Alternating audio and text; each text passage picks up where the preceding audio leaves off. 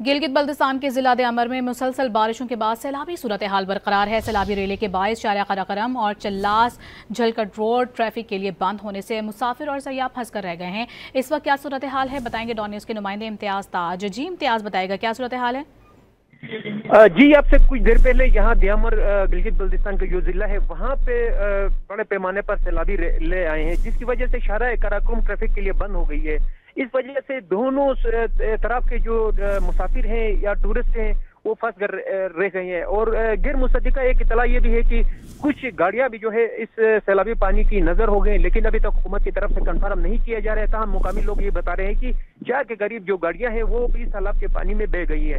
इसी तरह रेस्क्यू 112 ने जिला गिजर से इतला दी है कि वहां पे भी 3-4 गाँव में कुछ देर पहले सैलाब आने की वजह से वहाँ बड़े पैमाने पर जो फसल है वो तबाह हो गई। इसी तरह दरख्त भी सैलाबी पानी में बह गए हैं और लोगों को अच्छा खासा माली नुकसान का सामना करना पड़ा है। जी, बहुत शुक्रिया आपका इम्तियाज़ ताज।